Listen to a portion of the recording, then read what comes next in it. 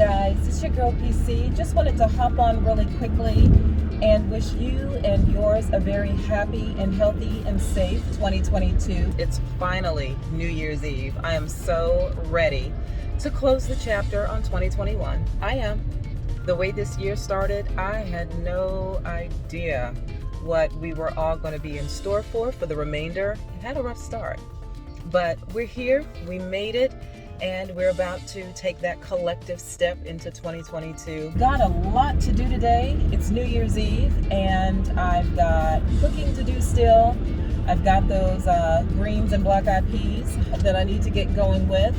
Do you guys do that? I know, I'm just kind of thinking right now, I don't know what the peas represent. I know the collards, I know the greens are supposed to represent good fortune, money, stuff like that, but those peas, I don't know what they stand for. For Christmas, I actually purchased myself a new office chair. I have been needing a new office chair for my home office for a really long time. For the last almost 2 years, I always thought the next month and the next month and the next month that we would be called back into the office, and that wasn't the case. But we didn't know that. So I figured, you know what, it doesn't even matter now. At this point, I want a new chair so that however much time I have to work from home under these new mandates, if we're allowed to work from home 3 days out of the week or 2 days out of the week, whatever it is, I want to do it in comfort. So I need to put that together. So starting off the new year in a brand new chair. Small thing, but you know, doesn't take much. It's the little things that mean the most, at least to me anyway. So anyway, guys, listen, I hope you all enjoy this video. And again, Happy New Year, and I'll see you next year. Alrighty, so it's now time to get these greens going for New Year's Eve. The store, I couldn't find the collard greens I was looking for, but I found some kale. I'm gonna go ahead and make that work. Let's start cooking. Gonna keep it pretty simple with the spices. We're gonna go with the ground cumin. I have dried parsley flakes. I wanted fresh, couldn't find them, but that's okay. These will work.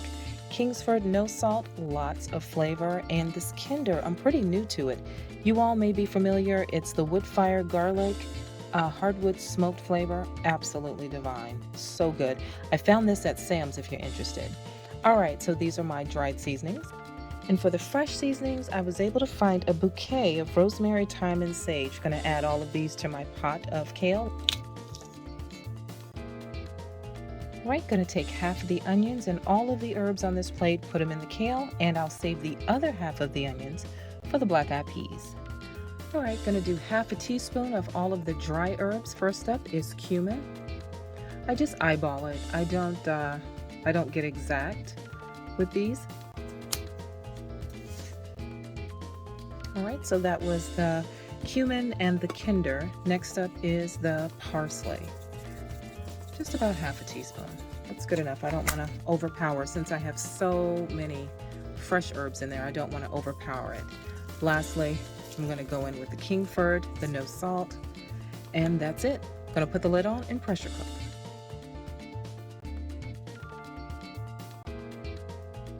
Greens are done. Now it's time for black-eyed peas from Frozen.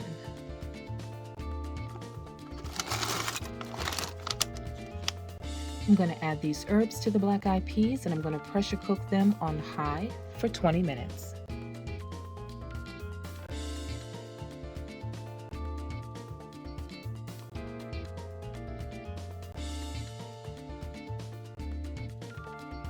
Now that my side dishes are done, I want to move to the main dish, and I want to create a main dish that I've never really seen.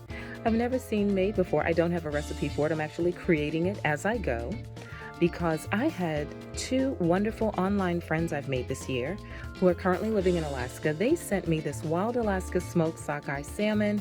It's already cooked. I cannot wait to try this. They also sent me this divine barbecue sauce. It is a kelp Alaskan amber ale, and it is so good. And what I want to do is create something with this and the Grand's biscuits. There's a number of creators on YouTube right now that are creating all of these amazing recipes using Grand's. So I want to do the same thing, but I want to do it with the smoked salmon and with the barbecue sauce. So As far as the cream cheeses go, I was looking for something vegan. I couldn't find any. And I was discussing my possible attempt with this recipe with one of my little sisters um, over the phone. And she told me that I had to use the boursin. I'm not opposed to it. I think it's a little rich, but I think that's why she suggested it. So I got the boursin because G wanted me to, and then just the regular garlic herb cream cheese. So what I'll probably do is create four almost smoked salmon pastries, if that makes sense. So I don't really know how to describe it. Like I said, I don't have a recipe. I'm just gonna wing this and bring you guys along with me. So let's get started.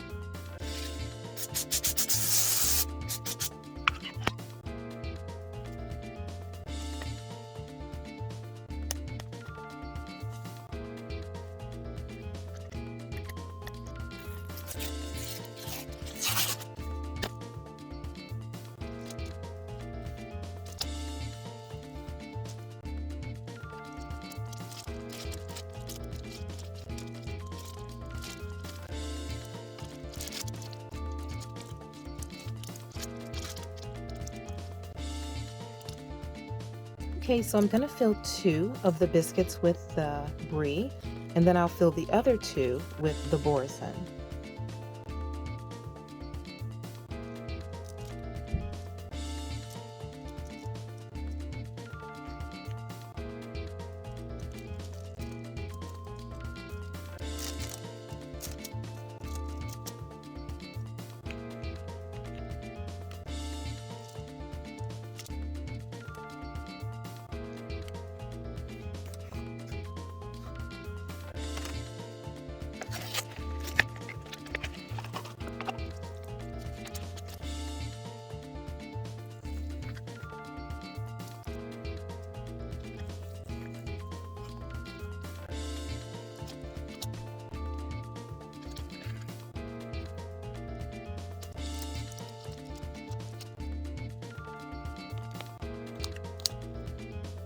Oh my goodness, this seriously smells so good.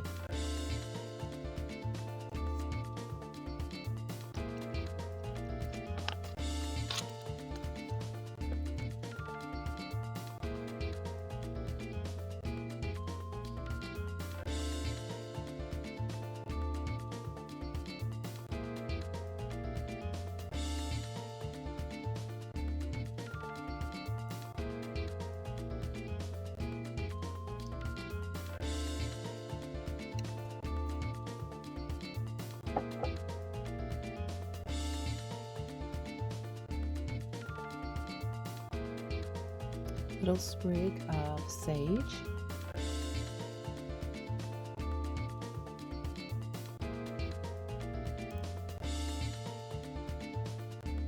Little sprig of rosemary.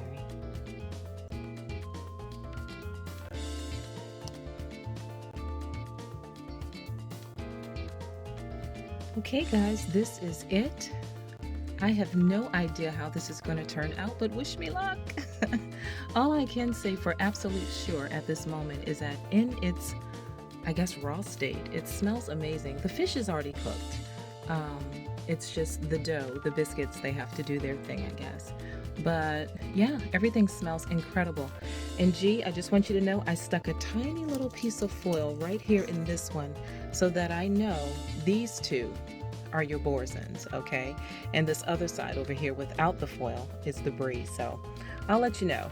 All right, I'm gonna pop these in the oven and get everything all cleaned up. Okay guys, so I know it looks like these are burned, but it's really not. It's just the barbecue sauce has caramelized and gotten a little darker. But oh my goodness, I am just so sorry this isn't smell-o-vision. The smell is, the aroma, there's just no words for it. So I've already taken half of one of the boursin salmon biscuits, and I'm gonna give that a try. Okay. You're not supposed to talk with your mouth full, but G, you are absolutely right. The boursin and the smoked salmon on the grands, absolutely perfect. It's the perfect blend. It is so, so good. That's good. All right, I'm gonna take a bite of the one with the brie and see how that one is. I want to get the smallest half, but I can't judge it. I think I did it. I cut it equally. So it's very good. It's very flavorful. The brie is smooth. It is much smoother. And the salmon biscuit with the boursin is a lot more savory. It has a lot more flavor to it. So they're smooth, they're savory, but the bottom line is they're both good. So if you stayed tuned through the cooking portion of this video, I'm going to go ahead and give this recipe a 10 out of 10. It's really good, really savory. I think it would be just as good if you used vegan cheese or any other cheese, just whatever your preference is.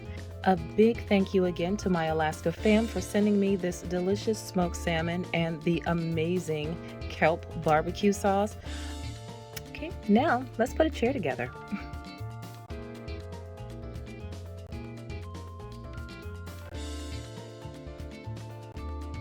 I removed everything from the box. I realized there's not one piece of paper that has instructions on it. I have all of these parts on the floor and no instructions on how to put it together. Great. So I'm going to start with what I do know, and that is these wheels need to get into the base. So I'm going to pop these in and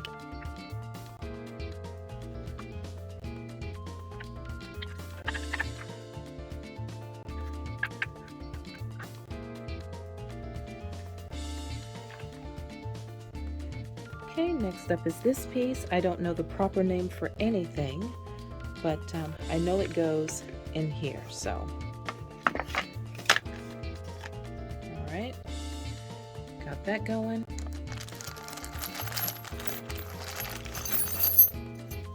Oh my God, what am I supposed to, but at least they're color coordinated, so that's a plus.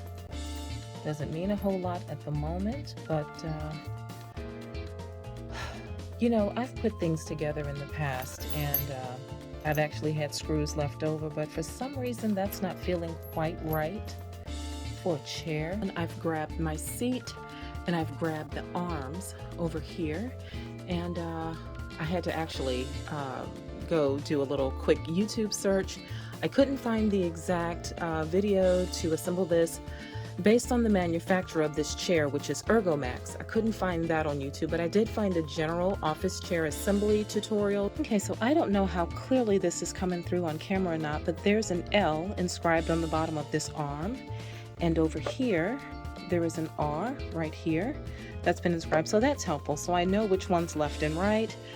Went and got some tools. I have some, don't laugh guys, I swear I don't know what this is called, but anyway, I have that because I know that it works with, yeah, that head. So, or maybe these things do too, I just noticed the hole in there. I don't know, I'll figure it out, but yeah, I'm not going to overthink this. Okay, at this angle, this is the front, this is left, this is right. Let's get these arms on. Okay, so each arm takes 3 screws. There's 3 on that side, 3 on that side. Let's look and see what we have. I only have 4 here, so these are not the ones, but I do have 6 here, so I'm going to go ahead with these. I have 4 and 2. This has to be it. Okay, I've got the arms on, feeling pretty accomplished. And then guys, I decided to go back to this piece of paper that was stuck here. Yep, you guessed it. The instructions! No laughing, this is real life. Okay, step 3. No words, just diagram. Alright, so this bottom piece, this heavy piece goes on next. Alright, so the front is this way. This is the front, so it goes this way. Oh my god, it's heavy too. And then, alright, so it gets screwed on like that. So I guess that's the chair lift with some kind of hydraulics. All right, let's get this attached. This is actually pretty clever. I thought for sure, because these nails were longer and heavier, that they would go in and hold this base hydraulic, whatever this thing is called. And amazingly, these don't fit. They wouldn't go in. So these smaller ones I've placed in here. So I have one here, there's 3, and here's the 4th one. So I think it's pretty clever that they have it set up to only work with the screw that it was made for. That's a good way not to mess up. That's pretty cool. I'm just going to tighten this up. And that's it. Okay. Okay, step 3 and 4 is done. Step 5, we're going to put the whole chair on the base. Got it. Woohoo! I think I'm a little bit out of order. I thought 5 was put the seat on the base, but I don't remember where they put the back on the seat, but that's okay. All right, I have the back here. I have the headrest thing right here, so it looks like it only takes 2 screws here. That means, I'm sure it's these 2. So I'll take these 2 and attach, yeah, like that. And then I will some kind of way figure out how to get the back on the base. Guys, we're building a chair. All right, I'm at the finish line now. I can definitely see it. Gonna get the base there tacked down with those last remaining 4 screws. Gonna place those into the seat of the chair itself. And then I think that's gonna be it. Can't wait to finish this. Wasn't as bad as I thought it would be.